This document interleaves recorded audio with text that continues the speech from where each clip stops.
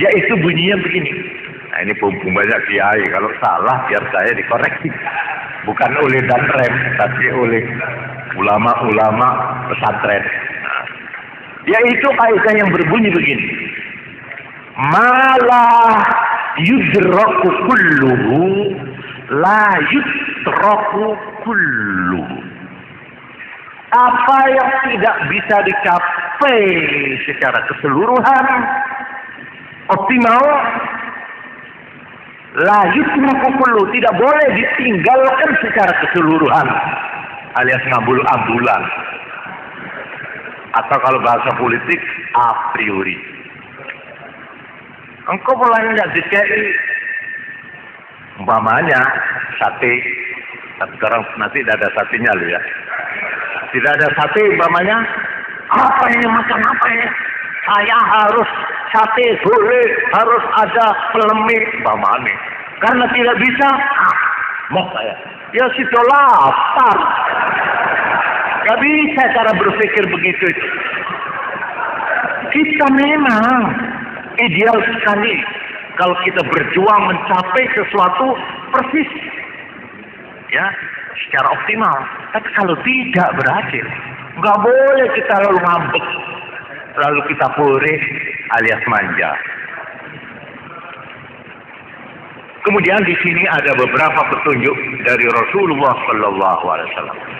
Ini maaf bapak-bapak, pejabat-pejabat juga, saya di sini tidak akan menguraikan menurut teori atau teori yang sederhana. Adanya macam-macam peristiwa, adanya ledakan, adanya nekat-nekatan, adanya jalan pintas, ya, itu tidak lepas dari tiga. Ini untuk gampang-gampangan cara kampungan nih, bukan ilmiah universitas, tidak. Satu timbul karena kondisi orangnya itu. Kondisi orang itu memang lapar, umpamanya. Kondisi orang itu banyak utang, umpamanya. Atau ane tukaran kalau bujuni, umpamanya. Kondisinya kecewa, kenapa kok tidak saya dipakai? Kecewa karena saya selama ini tidak dihargai. Kecewa. Ini akhirnya susu ngeden. Ini kondisi. Tak nemu penggawean, banyak. Macam-macam. Ini satu. Dua, sumbernya karena situasi di sekelilingnya. Dia sumpah melihat keadaan. Itu brengsek, itu begitu. Aduh ya apa sih? Pecah rasanya pikirannya. Tak kebuah. Mikir ekonomi, mikir politik, mikir abang, mikir otang, mikir kebodohan, dunia dagang. Aduh, ya lo cetak. Mau begini disuruh jalan. Nah itu. Pas ngamuk kawan. Karena dia sendiri tidak menemukan jalan bagaimana pemecahannya situasi itu. Cuma sempat melulu, ini situasi begitu. Nah ini dua ini saya tidak akan menerangkan, tidak akan saya singgung dalam ucapan terangan saya. Itu pekerjaannya bapak-bapak itu. Saya duduk di sini. Itu pekerjaannya politisi. Nah, kan banyak di sini ada Golkar, ada hadir di sini ya, toh? Ada PDI, ada P3. Itu pekerjaannya tuan-tuan itu. Kalau dia iPhone juga dengan saya tidak bisa. Tidak bisa. Tapi yang ketiga, ada orang itu radikal. Mengambil jalan pintas, jalan cepat. Biasa ini tak open. Nah, itu bukan karena situasi, bukan karena kondisi orangnya, tetapi karena ajaran. Nah ini yang ketiga, ini yang penting. Dia memang diajarkan menurut ismenya, menurut paham agamanya, menurut doktrin yang diberikan oleh pemimpinnya. Nggak bisa, harus begini, harus begini. Kalau perlu berjibaku. Istilahnya bukan bunuh diri, cari syahid. Nah itu, kamikaze. Nah itu kalau di Jepang kamikaze. Ini bukan karena orangnya. Biarpun orangnya itu kurus kering, ya maaf ya. Bukan kalau kurus kering tak bengal, bukan. Tidak punya otot, kondisi badannya, fisiknya. Tapi karena dia harus konsekuen dengan ajaran, harus. Dia mau meledakkan dirinya bersama bom yang dilemparkan atas perintah pemimpinnya. Ini jangan, masa ada Pak, zaman sekarang Pak, loh, orang tidak percaya. Ini ajaran ini justru yang perlu dibenahi. Sekarang timbul pertanyaan, bagaimana ajaran Islam tentang ini? Ini yang akan saya kutipkan. Beberapa petunjuk dari Rasulullah sallallahu alaihi wasallam. Qala Nabi sallallahu alaihi wasallam, ini hadis sahih rawahu Muslim. Inna Allah yarda lakum salata. Sesungguhnya Allah merelai, menyukai untukmu tiga. Satu, an ta'buduhu wa la tusyriku bihi syai'a. Supaya kamu menyembah secara menunggal kepada Allah, jangan menyekutukan lain-lain. Ini satu. Wa an ta'tasimu bihablillahi jami'an wa la tafarraqu. Pegang teguhlah ajaran Allah secara keseluruhan, jangan berpecah belah dengan macam-macam idemu sendiri, dengan macam-macam ideologimu sendiri, dengan pikiranmu, tapi carilah pegangan itu bihablillah, kepada ajaran Allah. Tiga, wa antunasihu man wallahullahu amrakum. Supaya kamu memberikan nasihat, pikiran-pikiran dan pertimbangan-pertimbangan yang sehat kepada pejabat-pejabat negara.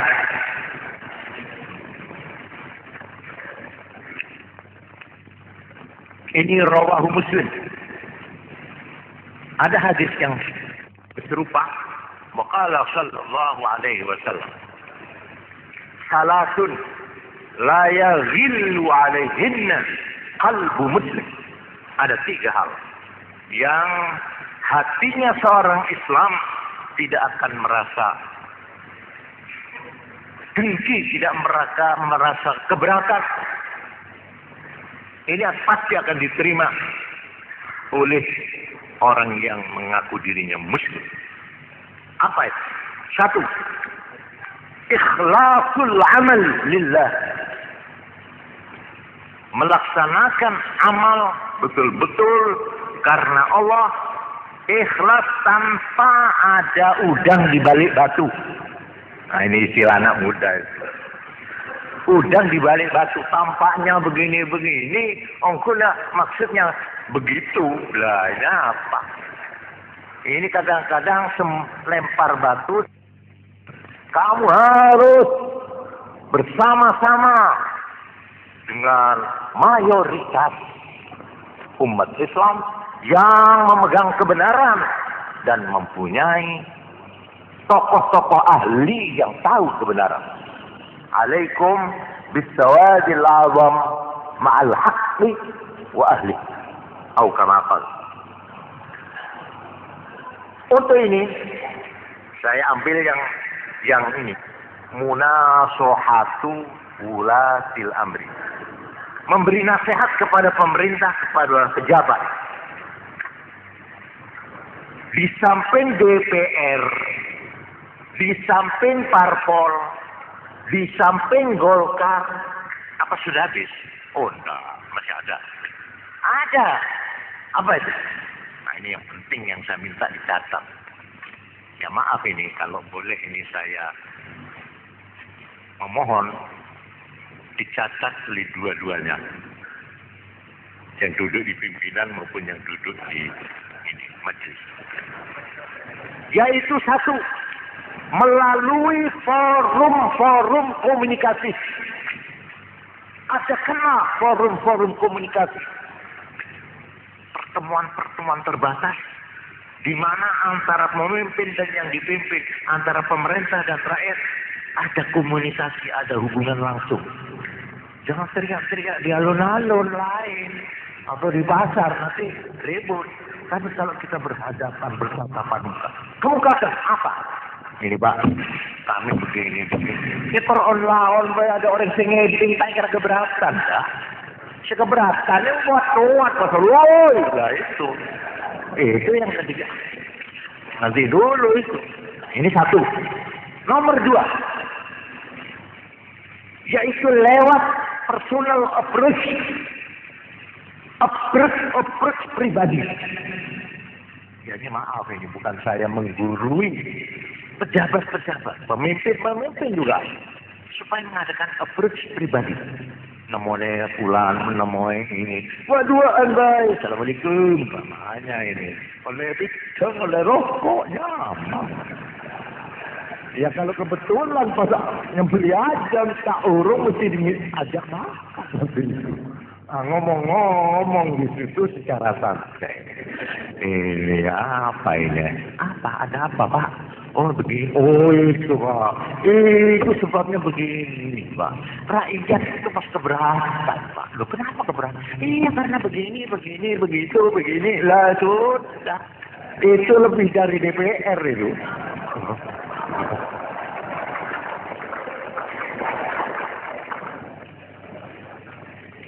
Ada lagi munasahah, memberi nasihat dan pertimbangan yang sehat kepada pejabat-pejabat negara, yaitu dengan melalui forum-forum ilmiah. Nah ini kami dokter Andus mengadakan katakanlah seminar, diskusi, ya, yang isinya itu mempersoalkan masalah-masalah sosial, masalah-masalah politik, masalah-masalah ekonomi. Kalau perlu, adakan kritik-kritik. Tapi awas, jangan cuma ngeritik toh. Ini kalau sarjana lah, dupno dulu sih. Sarjana cuma iso ngilokno tapi tidak bisa memberikan konsepsi jalan keluar. Harus tanggung jawab. Diskusi, ini bobrok, ini brengsek, ini tidak benar. Lah yang benar, tak tahu. Oh, bukan sarjana itu kalau begitu. Harus bisa. Begini Pak, jalannya harus ditempuh supaya stabilitas nasional ini benar-benar sehat dan dinamis seperti GBHN tadi. Begini Pak, ini. Wah, saya kira kalau caranya dalam batas-batas yang baik, saya kira tidak akan ditolak. Saya kira loh ini. Saya nanti dan Tem boleh nanti mengomentari, ngoreksi. Akan marah apa enggak kira-kira? Para hadirin, maka ini hadis yang pertama rawahu Muslim. Yang kedua tadi yang hampir sama itu rawahu Ahlus Sunan. Dengan dan dalam pengertian inilah kita menyimak sebuah sabda. Ini saya masih akan menentukan, mohon kesabarannya ya. Sebab ini saya anggap penting. Ini hadis muttafaqun alaih. Jadi Bukhari dan Muslim bukan saja matnnya yang sama, matannya yang sama, juga sanadnya sama. Betul-betul terjamin kesehatan, kesahihan daripada hadis ini. Yaitu an Abil Walid Ubadah ibn Samit radhiyallahu anhu. Bayana Rasulullah sallallahu alaihi wasallam. Kami melakukan baiat kepada Nabi. Yang cara sekarang itu ikrar di hadapan Nabi. Apa ikrar? Satu, al-sam'i wa ta'ah ay li wulatil amr. akan mendengarkan dan taat terhadap pemerintah. Disiplin nasional. Baik fil usri, di dalam kesulitan, saat sulit, wal yusri, atau dalam keadaan kemudahan. Wal malik syati, dalam keadaan terengginas, segar, wal makrah, atau prihatin. Tapi tetap disiplin nasional. Dua, wa'ala asaratin alaina. Ini gambaran yang paling jelek. Wa'ala asaratin alaina. Dan dalam keadaan pemerataan yang kurang sempurna. Katakanlah hijau oleh mereka-mereka. Sudah keadaan sudah parah. Wa'ala asaratin alaina. Wa'ala alla nunazi'al amra ahlah. Dan kami mengamalkan ikrar kepada di hadapan Nabi, kami tidak akan merampas dan tidak akan merebut kekuasaan dari pemerintah. Illa kecuali antara apabila kamu melihat dengan nyata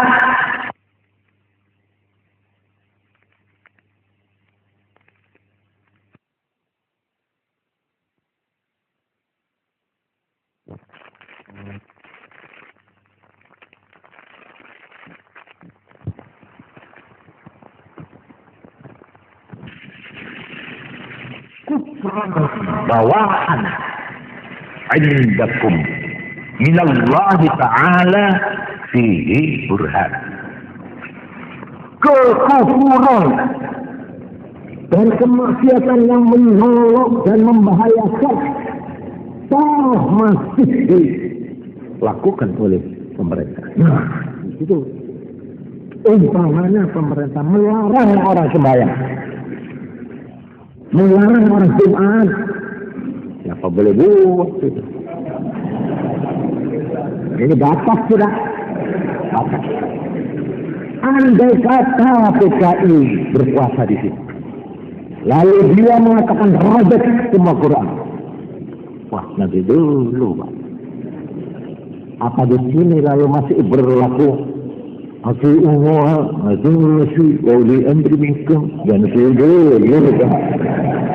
dulu kalau sudah berani pemerintah memaksakan kepada rakyat untuk kafir, untuk melakukan maksiat dosa besar yang menyolok dan membahayakan keamanan dan keimanan.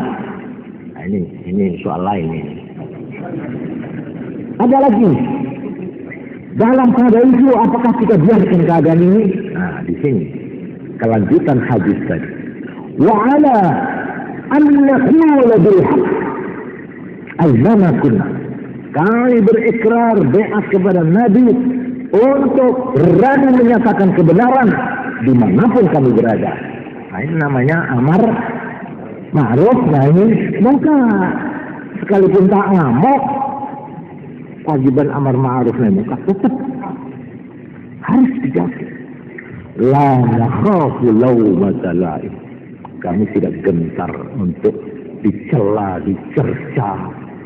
Ya, kalau perlu diludahi oleh massa, jatuh di bawah kita. Tapi demi amar ma'ruf nahi munkar dengan cara yang baik. Ini saya lewatkan, ini saya titipkan pada ulama-ulama pengasuh pesantren. Kalau keliru, ya maaf, kejar pintu saya, kapan saja. Ahmad keliru, bukan hati, dikatakan hati. Nah, nanti saya bisa enggak saya mencari kitabnya itu untuk menunjukkan ini hadisnya. Ada sebuah lagi. Ini kaum buat saya. Nah, ini penghabisan. An Ummul Mukminin Ummu Salamah Hind binti Abi Umayyah Hudzaifah radhiyallahu anha an Nabi sallallahu alaihi wasallam annahu qala innahu yusta'malu. Ini nanti akan diangkat pejabat-pejabat yang diangkat oleh pemerintah, oleh negara. Innahu yusta'malu alaikum umara. pejabat-pejabat diangkat. Fata'arifun. Nah, kamu nilai ada yang baik. Baik. Sesuai dengan peraturan, sesuai dengan etika moral, agama, dan sebagainya. Fata'arifuna. Wa tunkirun. Tapi ada juga yang lain yang nggak cocok. Wa tunkirun. Terus bagaimana sikap kita? Nah, ini Kanjeng Nabi bersabda. Sama kariha. Siapa yang tidak merelakan di dalam hati, maka dia sudah bebas dari kewajiban agamis.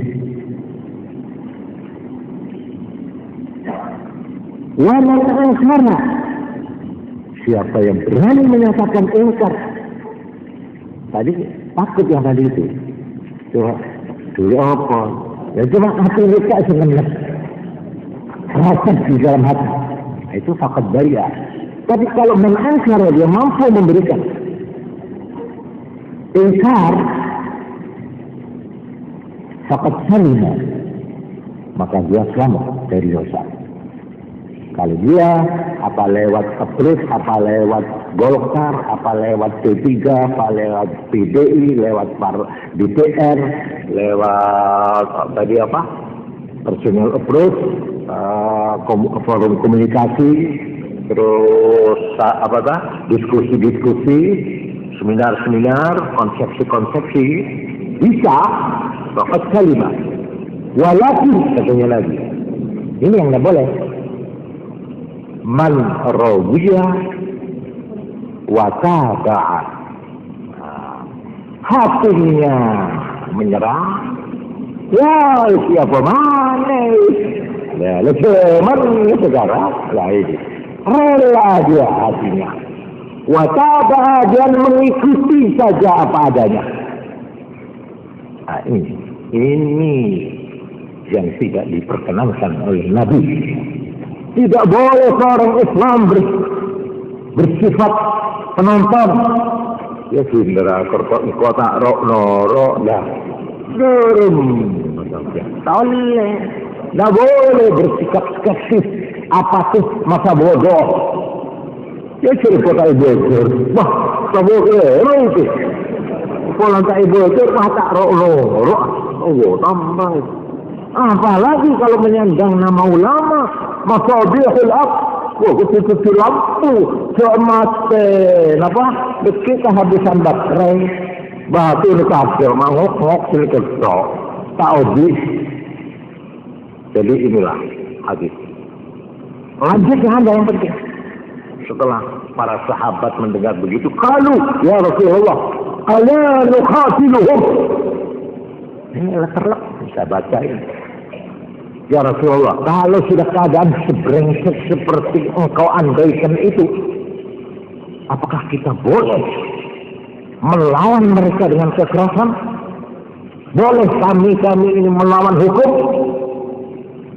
Qala la. Ini jawab Nabi tegas. Ya, tidak, jangan. Ma'aqamu fikum sholat. Selagi mereka masih menegakkan sembahyang di antara kamu. Ini hadis rawahu Muslim. Jadi para hadirin, maka kesimpulannya, amar ma'ruf nahi munkar itu beban, tidak boleh ditawar-menawar lagi. Dakwah amar ma'ruf adalah kewajiban agama. Diperintah tidak diperintah oleh pengurus atau tidak pakai pengurus. Setiap muslim harus berjuang dan bersemangat memperhatikan keadaan. Ikut memperhatikan, ikut serta menangani dan membenahi keadaan di sekitarnya. Cuma ada sebuah hadis yang saya dengar dari seorang kiai yang saya lupa. Tidak tanya itu hadis rawahu siapa, hadis siapa, tercantum di kitab apa. Tapi saya ingat betul, bunyinya begini. Man amara bima'rufin falyakun amruhu bil ma'ruf. Ini tolong kalau kiai bisa menemukan ini, saya malah mau sowan ke tempatnya nanti. Man amara, siapa yang memerintahkan, menganjurkan bil ma'rufin dengan kebaikan, amar ma'ruf, falyakun amruhu bil ma'ruf. Hendaklah cara memerintahkannya dengan baik-baik. Ini sebuah sabda. Dengan petunjuk-petunjuk Rasulullah Sallallahu Alaihi Wasallam ini semuanya, marilah kita galang kerjasama antara pimpinan-pimpinan formal dan pimpinan-pimpinan informal. Ya, untuk Indonesia tegasnya antara umara dan ulama. Ini nih, yang formal itu ya umara, pejabat-pejabat. Yang informal ya ini, hadirin sekarang ini, ulama-ulama, pemangku pondok pesantren atau tidak pemangku. Dan kerjasama itu juga digalang antara pimpinan-pimpinan itu dengan rakyatnya, dengan umatnya yang menjadi tanggung jawabnya. Seperti yang diisyarahkan oleh Allah dalam surat An-Nisa. Nanti boleh cocokkan ayat 58 dan ayat 59. Ini dua ayat ini jangan dibaca separuh, harus dibaca satu napas, tidak boleh dipisah. Karena ini satu lingkaran, satu paket.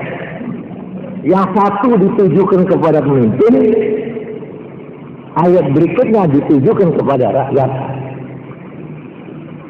Yaitu ayat innallaha ya'murukum an tu'addul amanati ila ahliha. Ini ditujukan kepada pemimpin, baik formal maupun informal. Hendaklah kamu menyampaikan, meneruskan amanat-amanat yang dipercayakan kepadamu, kepada jabatanmu. Amanat-amanat itu harus kamu serahkan ila ahliha, kepada yang berhak. Ini satu. Wa idza hakamtum bainan nas an tahkumu bil adl. Kalau kamu memutuskan suatu putusan, hendaklah dengan adil. Ini perintahnya. Innallaha ni'ma ya'idukum bih. Innallaha kana sami'an basira. Nah, kalau ayat ini sudah selesai, teruskan. Ayat 59 yaitu ya ayyuhalladzina amanu atii'ullaha wa atii'ur rasula wa ulil amri minkum. Orang Islam, taatilah Allah, taatilah Rasul, taatilah pemerintah, taatilah ulama. Wa ulil amri itu pimpinan baik formal maupun informal, termasuk ulil amri. Fa'in tanaza'tum fi syai'in, kalau kamu berselisih antara pemimpin dan rakyat, farudduhu ila Allah wa Rasul, kembalikanlah kepada ajaran Allah dan Rasul. In kuntum tu'minuna billahi wal yawmil akhir, kalau benar-benar kamu beriman kepada Allah dan hari akhir. Dzalika khairu wa ahsanu ta'wila. Sekian uraian dari saya. Ya mungkin banyak kelirunya atau terlalu panjang atau kurang prinsip atau bagaimana, ini terserah.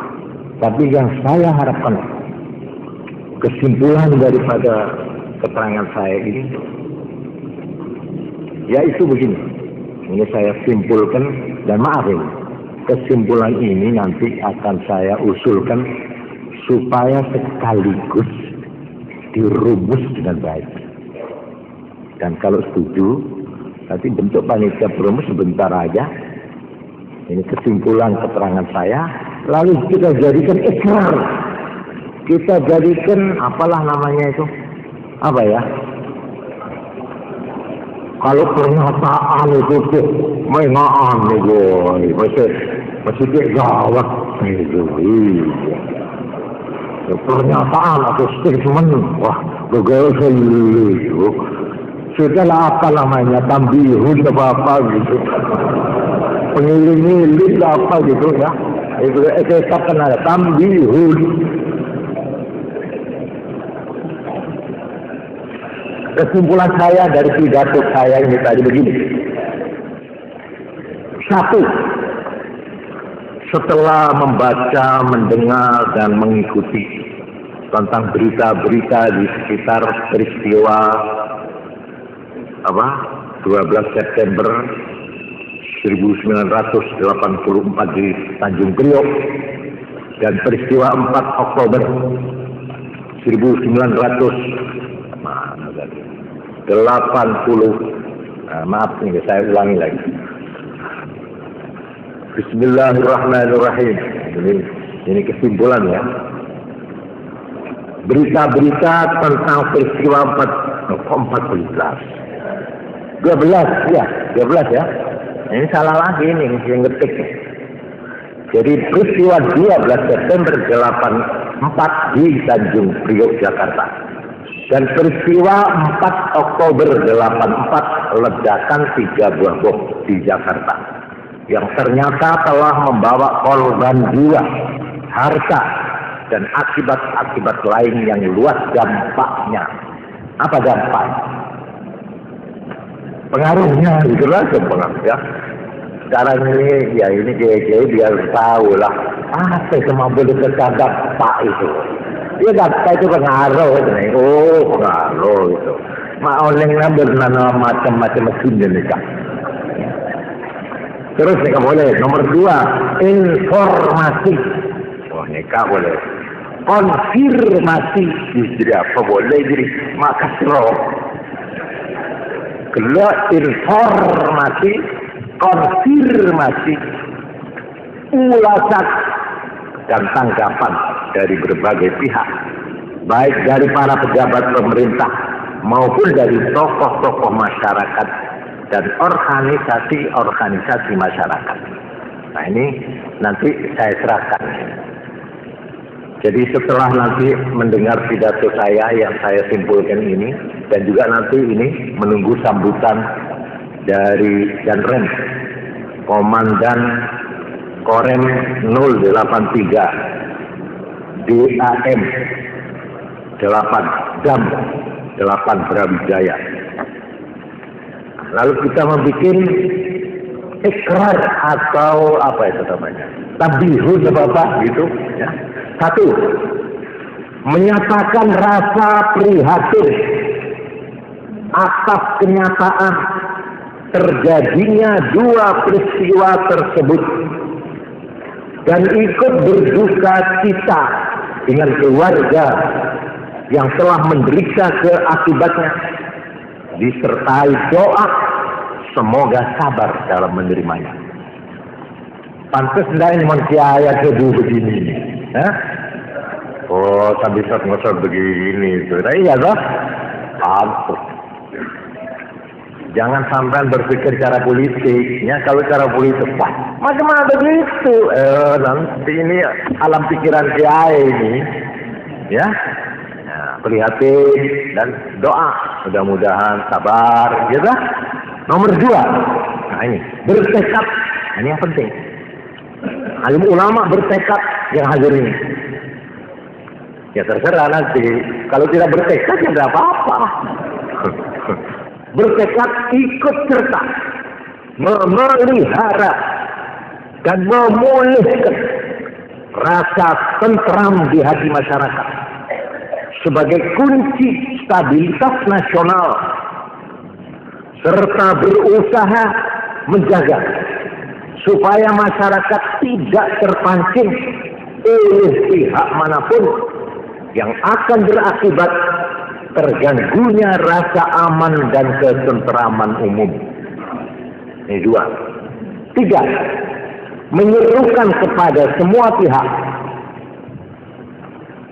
1, untuk selalu waspada dan menahan diri dari segala ucapan, perbuatan, sikap, dan tindakan yang dapat menyebabkan terulangnya peristiwa-peristiwa semacam itu atau menambah beratnya akibat yang sudah ada. Terusnya, 2, untuk selalu memelihara dan meningkatkan ukhuwah Islamiyah, meningkatkan persatuan dan kesatuan demi terpeliharanya stabilitas nasional.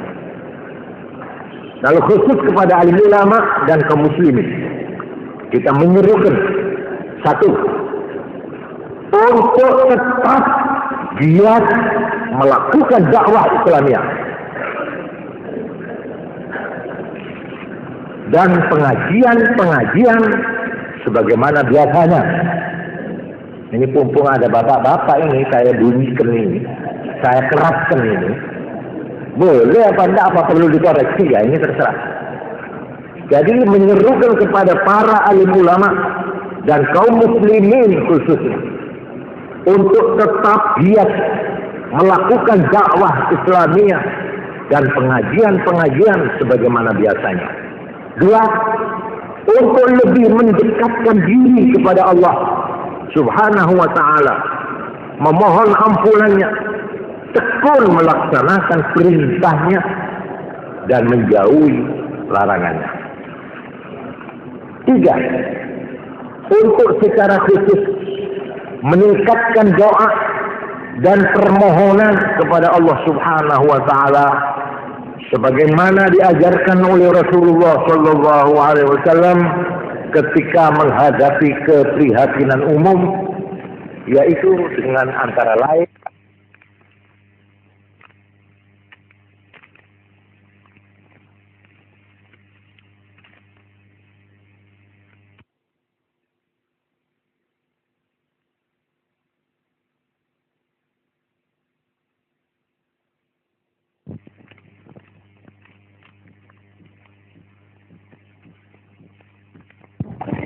ketika menghadapi keprihatinan umum, yaitu dengan antara lain 1, melakukan kunut nazilah, 2, memperbanyak doa, wirid, zikir, istighosah dan sebagainya demi untuk memohon keselamatan, kesejahteraan hidup seluruh bangsa Indonesia. Dan kepada pemangku-pemangku pondok, ini dulu pernah saya serukan waktu ada peristiwa-peristiwa yang lalu, bagaimana pondok pesantren kita itu jangan sampai kebobolan, baik dalam bentuk santri murid ataupun tamu. Ini betul-betul saya mohon dengan hormat semua yang punya pondok pesantren supaya awas waspada. Terus terang aja ya, pondok itu paling paling terbuka, semua orang bisa masuk, iya kan enggak? Semua, apalagi pegang teh, beres. Nah, ini perlu diteliti, diawasi. Mamanya kalau tamu ya harus daftar tamu jelas. Nanti kalau ada apa-apa sampean jangan tersangkut. Ini Pak, saya daftarnya ini lah. Mencanggih besar keterangannya. Bagaimana caranya ya, supaya kalau memang datang dari jauh ya ini ya. Pokoknya sudah waspada lah. Suatu saat banyak kebobolan, kecolongan sampai disinyalir. Ya, ini maaf ini saya tidak menunjukkan di mana dan siapa. Ada satu pondok, tempatnya di mana Pak? Di Antah Berantah. Nah, di situ ada orang masuk di situ. Akhirnya karena dia itu memperlihatkan sebagai santri yang baik, tekun, taat. Akhirnya dia entah berapa tahun dia angkat menjadi lurah pondok. Setelah diadakan satu waktu ada penggerbekan di daerah sana, disinyalir orang ini lari ke sana. Ya entah berantah tadi itu. Sehari masih sisa-sisa pisah. Apalagi bapak-bapak saya ini menukil statistik ya, ini resmi ini dari, kalau saya salah ya supaya ditegur, dari Sospol Jawa Timur. Saya mencatat bahwa sisa-sisa G30S di Jawa Timur ada 450.